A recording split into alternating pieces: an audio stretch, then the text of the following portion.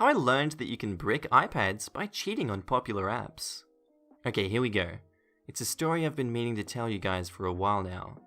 It's not technically tech support, so if it doesn't fit this sub, please let me know. I used to work for a fairly large tech retail chain in the Netherlands like 3 to 4 years ago. We sold tablets, laptops, smartphones, stuff like that, also Apple products. It was a quiet afternoon, weekday, so not much to do but stand around and watch wacky videos on our 4K IMAX. Cue a dad walking in with his, I think about 10-year-old son. They approached me and politely asked for help. Hey, tell the nice man what happened. Oh, every time I try to launch an app on my iPad, it just goes back to the home screen. That's odd. I can look into it for you, but please note that we do charge a fee of €25 for service if it turns out longer than a few minutes. Okay, sure, just fix it please. My boss was in the store as well, so I told him I'd be busy with this customer and started looking into what the issue could be. The kid was right. Every time he tried to start an app or even get into the settings menu or whatever, the iPad would instantly close the app and return to the home screen. There was no visible damage to the device. It even had one of those huge foam covers around it. Well, can't see what's causing your issue right now. I'll go into the back and see what we can do for you. Please wait here. Okay, do you think it is serious? Don't know yet, but if it turns out to be serious, there's not much we can do. We can send it to a repair company for you, but they'll just send it back unrepaired since it's probably a software issue. Dung. Well, okay, have a look then. I took the iPad to the back. First order of business was, of course, Google the problem. Lo and behold, one of the first results I found was a page explaining how some kid had bricked his iPad trying to cheat a popular app about crushing various colors of candy. Turns out that by not starting the app for a while, you could get points you needed to buy lives and stuff. By reverting the years on the device way back, waiting for the battery to die, and then restarting your device and putting it onto the current date and time, you could trick the app into giving you a whole heap of points because it thought you hadn't launched it in years. Turns out this kid tried to make that cheat to the max level and reverted his iPad to the earliest possible date, January 1st, 1970, causing the infamous 1970 iPad bug. I returned it to the store to find the dad and kid impatiently waiting for me. Did you fix it? Well, no I can't, I'm very sorry, but I think I do know what caused the problem. Well then, what is it? Me, turning to the kid. Do you play Candy Crush? Kid, realizing he's busted. Yes? And did you try to cheat the app? Yes. Me, turning to the dad. He reverted the date on your device back to 1970, causing the iPad software to break. Depleting the battery completely might fix the problem. If it doesn't, you'll need to bring it to an official Apple store to see if they can fix it. Side note, there's only a handful of those in the Netherlands. Many of them are far away from our little town. Dad, turning to his kid. Sir, I'm sorry, but I'll have to charge the service fee. This is coming out of your allowance! Son, you won't be seeing the iPad for weeks! They leave the store after paying the fee. The dad still angry, mumbling to the son, never to be seen again. My boss gives me the side eye. I explain what happens. We both had a good laugh for a few minutes and go about our work. The kid was never seen again. Our next story was posted by a user, The Serveman, titled, User reads manual before calling support. Look, I swear this actually happened. We're in the middle of a new laptop rollout at work, and one user here got a new laptop this morning. A few minutes ago, she called asking for help setting up her soft phone, Shoritel. Her actual question was, what's the server name we're supposed to use? Okay, not atypical so far. I tell her the name, but she says it's still not working for her. In that event, the problem is usually the password. The phone system is not integrated into our directory, has high complexity requirements than we're using for the rest of the organization, and the software allows the user to save their password. The end result of that is that no one knows their password. So I go ahead and reset her password, and remote in to help her through the configuration.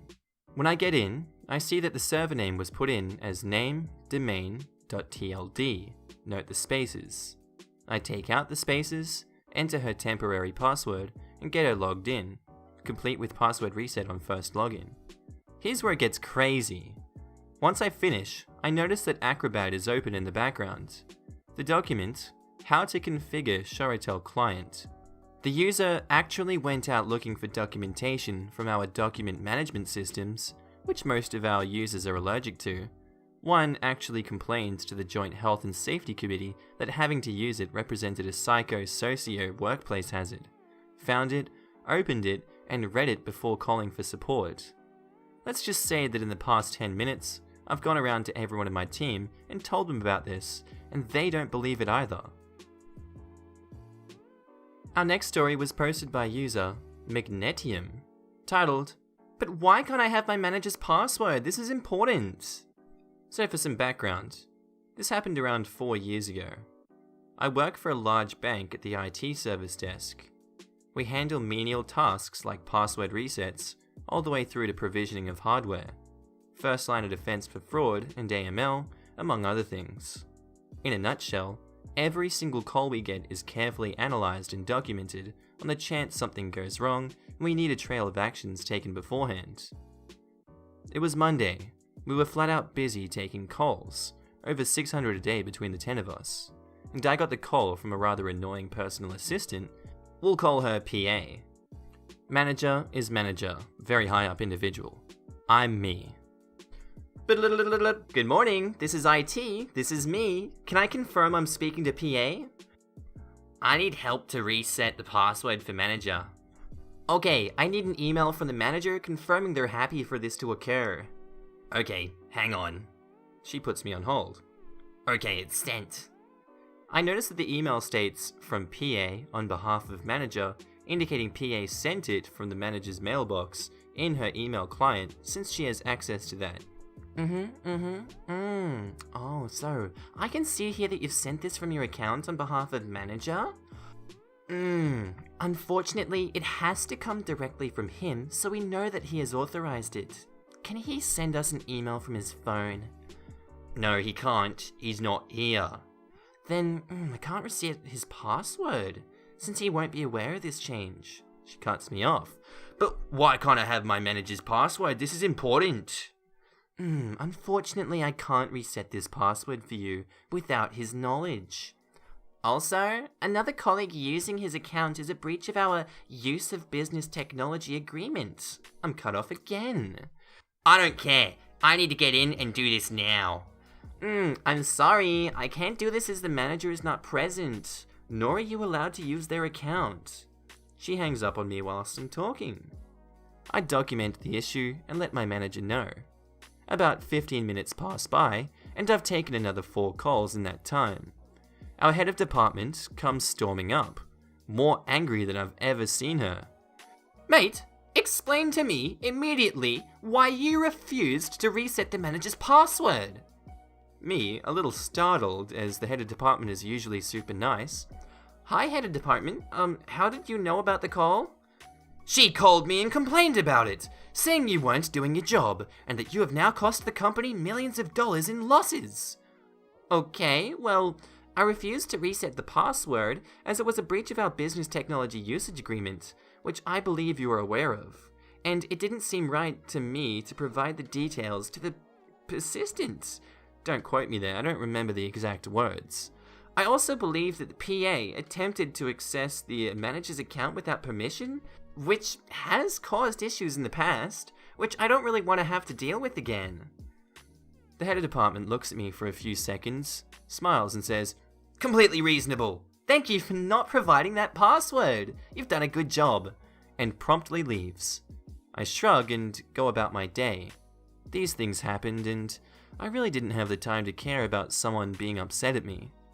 Very shortly after, a company-wide email was sent reporting that, due to individuals repeatedly abusing the ability to request a password reset for their manager, the IT service desk will no longer be authorized to provide passwords to anybody except the individual in question, and only after correct identification of the individual has been completed.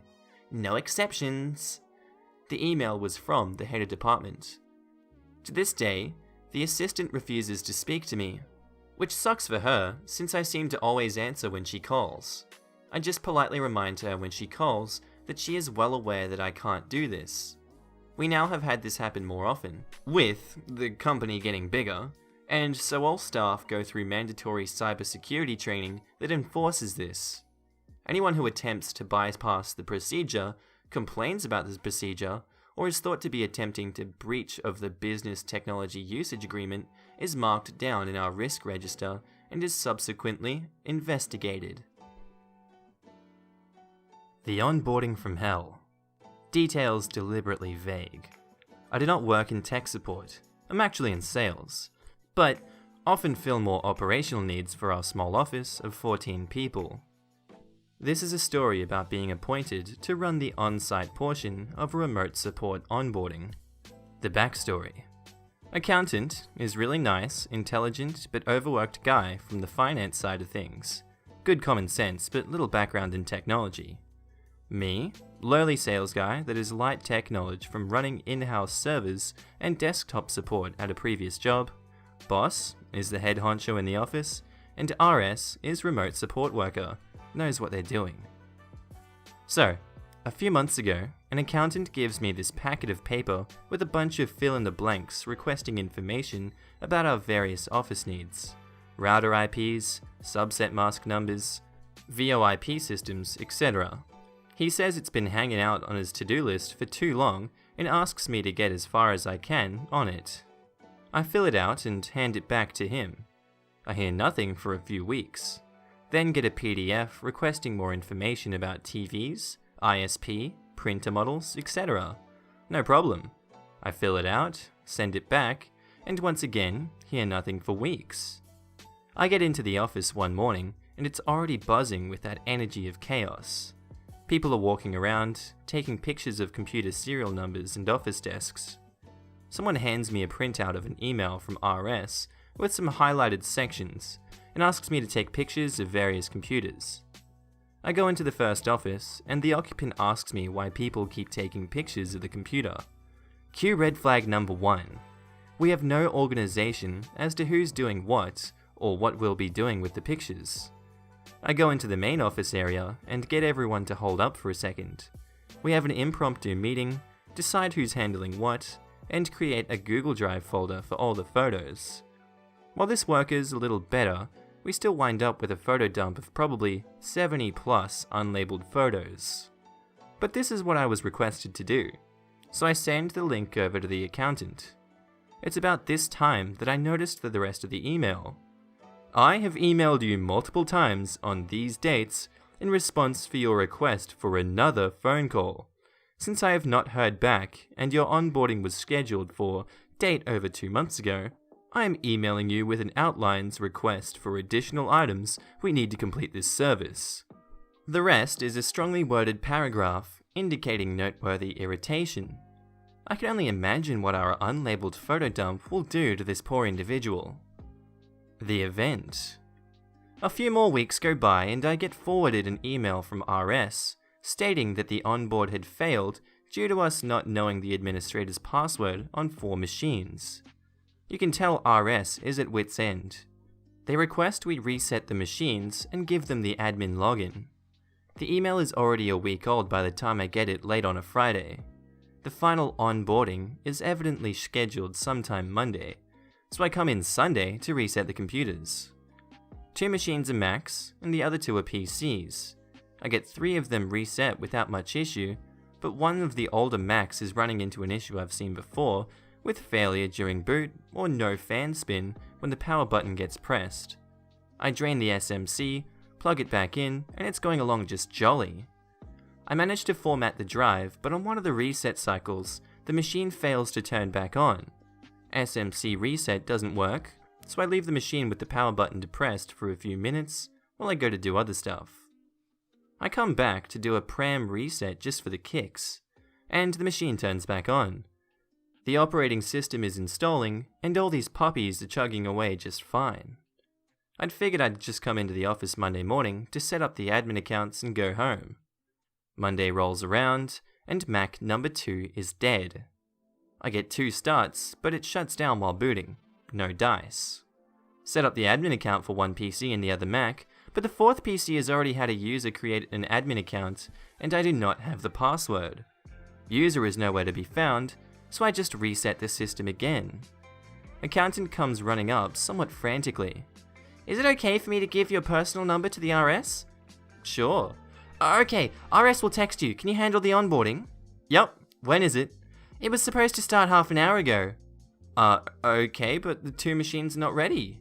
I thought you were going to do it over the weekend. I did, but Mac number 2 is having a hardware issue, and PC 4 got locked out by user, so I had to reset it again. The accountant looks at the Mac. Oh, you've plugged it into a bad outlet. I got it working yesterday by unplugging it and plugging it into this outlet. He tries, to no avail.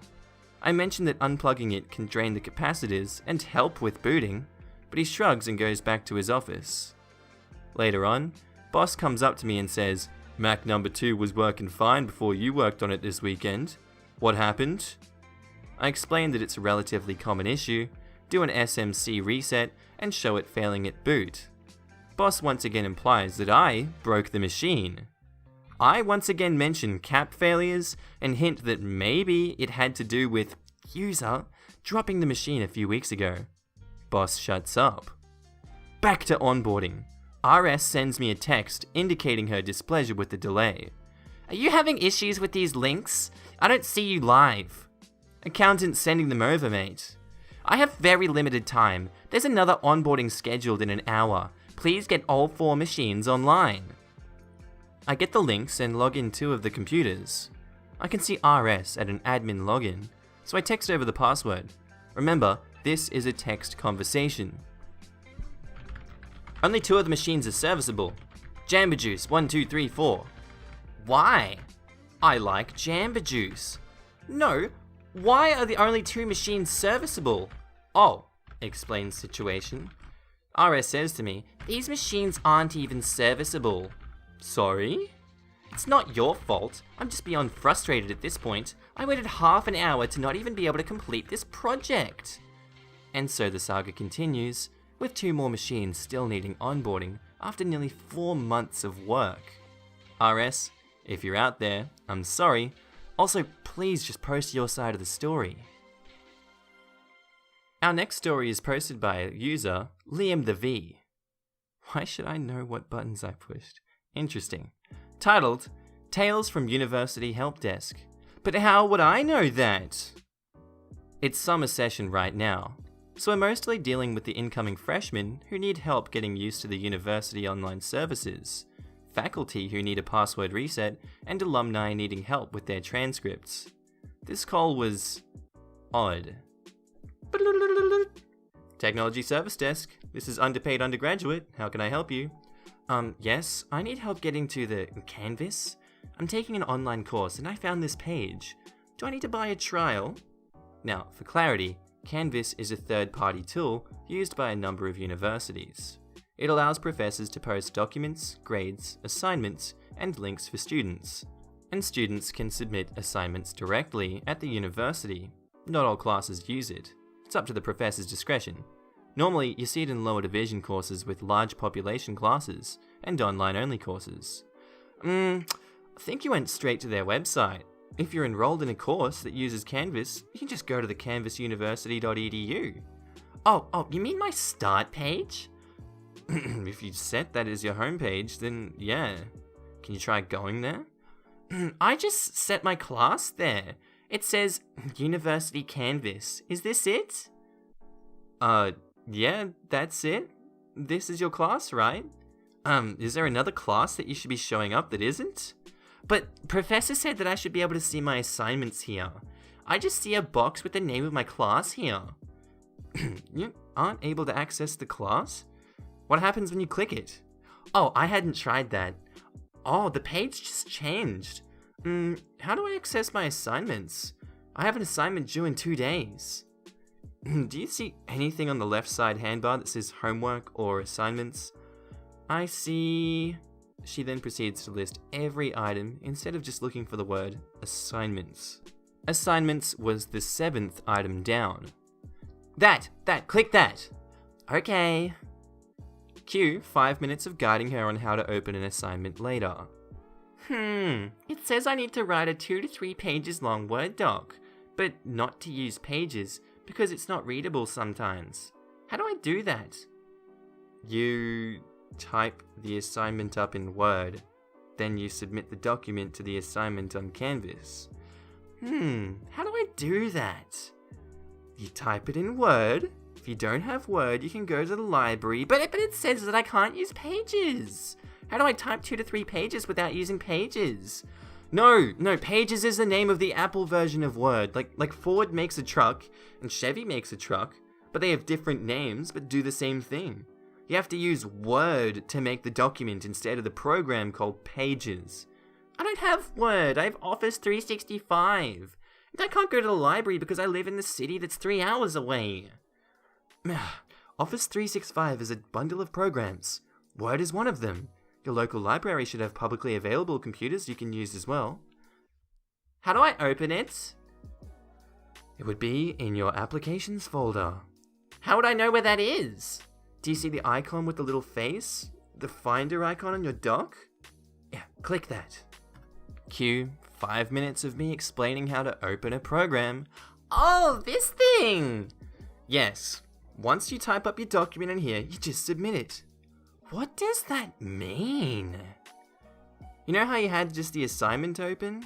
There should be a submit button. You click that and a window will pop up. And then what? You select the document. So I can't just type the name of the paper? The name of the file. So whatever you save it as, you just go in there to that little computer and click on the document. Oh, like when I do save as, but I do that in Word, not in the Finder thing. Cue 5 minutes of explaining what a file is. Look, if I write up a thing on a piece of paper in a notebook, I take it out of that notebook and put it in a manila file folder and put that in my desk drawer, and that's where it's saved. So Word is like a notebook. Once you save it, you're putting it in a folder somewhere in your computer. You need to know where you saved it. How would I know where I saved it? Oh, look, when you save the document and that little window pops up, that's you telling the computer where to save the file. Oh, okay. It seems like that these online courses aren't really geared for people like me. I haven't had to use a computer since like 1981. I just wanted to take the online course, and my son-in-law helped me out.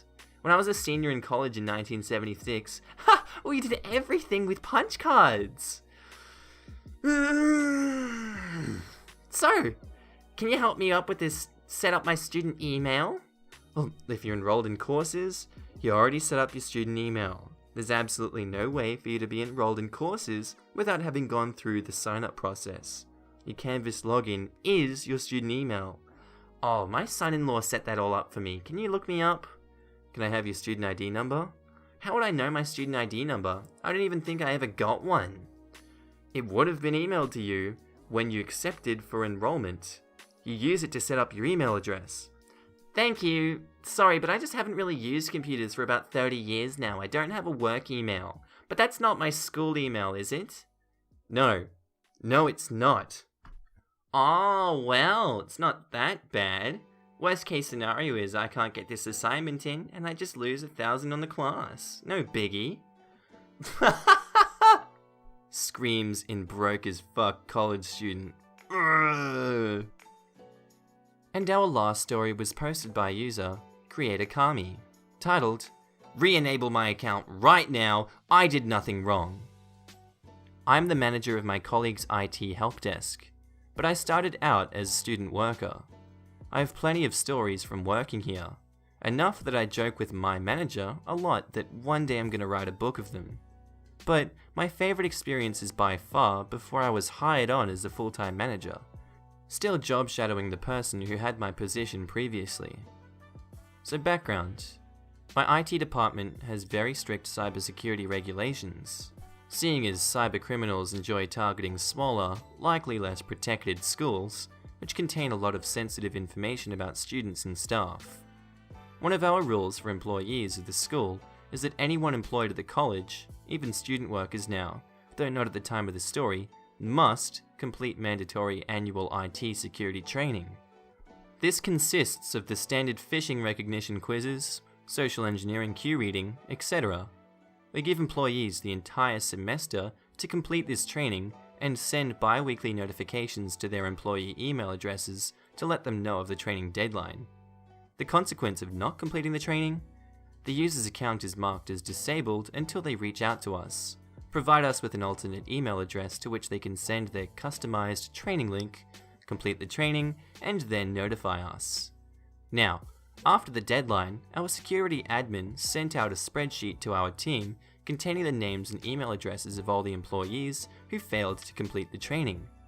The list was remarkably long, lol. Most people who called in were understanding, apologetic, and polite. But one employee was, yikes. We'll call her Angry Professor. Thank you for calling your IT service desk. How may I help you? I need to get into my email. It's urgent. Alright, not a problem. Will you please let me know the error you're receiving when trying to access your account? It says you've disabled my account. I need to know why that is, and I need you to re-enable it right now. Pardon me, just one moment, and I will investigate what might be causing the issue. When I checked the list of employees who hadn't completed the IT training, yep, Angry Piranha was on the list. Ah, I see what the issue is. Our records indicate that you had not completed the IT security training by the deadline, and the system automatically disabled your account. Excuse me, but I'll have you know that I did complete that useless training you guys make me do every year. I have proof on my iPad, so you better re-enable my account immediately. Look, I understand your frustration. If you will, please provide us with an alternative email address that I may provide our essay so that he may correspond with you to get this situation resolved right away. No, I won't do it. I don't see any need for that because I did nothing wrong and I have proof. I want you to fix my account right now. My apologies, but unfortunately I am not authorized to re-enable accounts which have been disabled due to our security policies. However, I will be happy to email our essay on your behalf to get this resolved. You better get this fixed right now. I'll be expecting a call back ASAP. Understood. Is there anything else that I can help you with? Oh, okay, she just hung up on me. So, I emailed SA to let them know that Angry Piranha was on the list of individuals who hadn't completed the training and refused to provide us with an alternative email. He eventually emailed back and let us know that, while she had completed the training, AP had completed it 2 weeks late. He told us that he had re-enabled her account and should be available to her whenever the system processes the change. This gave me a very inaccurate time frame and a very bad position. If I called AP back and told her that her account should be available in the next few minutes, she could check too soon and call back in a rage. But if I told her in a few hours, she would probably throw a fit that it couldn't be done immediately. So, I thought up a plan, seeing it was about 2 or 3 hours until the end of the day, and gave her a call back. Good afternoon, AP. You called us earlier regarding your disabled account. Oh, I'm calling to inform you that your account has now been re-enabled, and you should have accessed your email again before the end of the day. She was silent on the other end of the line for a solid 5 to 7 seconds. I thought the line had disconnected, but before I could confirm, she spoke up. Keep in mind, at this point, I'm still a student worker, and this is a professor speaking to me like this. End of the day? Make it go faster. Don't you know I can't do my job without my email, you idiot? I believe there may be some miscommunication, ma'am. The system is currently processing the request to re-enable your account. This may take some time. I understand your frustration, but... Well, you better just call the vendor of that system and tell them to make it go faster! I need my account now! I understand. However, I do not have the ability nor the authority to follow through on that request. Thank you for being patient and understanding. Well, I'll have you know, once your system lets me back into my account, I'll be writing a very strongly worded letter to Mr. IT Department Director about what a terrible employee you are and that you can't do your job. Thank you for your feedback. Is there anything else that I can help you with? Hangs up again. Can you believe it? Yikes. I was sweating. But the jaded guy who had the help desk managerial position was laughing, since it was his last week. Same crap, different day. Now, I was thinking that was the end of that. She'd get her account back, send an email to the director, and the director would laugh at her and tell her exactly what I told her, but less kindly. But no, she calls back later, a smug tone in her voice. Thank you for calling IT desk. How can I help you? Guess who has access to her account now? Oh, I'm very happy to hear that. Please let us know if we can... I just wanted to let you know before you misinform anyone else that they won't have access to their account until after the end of the day. Understood. Thank you for your feedback on our customer service. We're always looking to improve the experience our users have.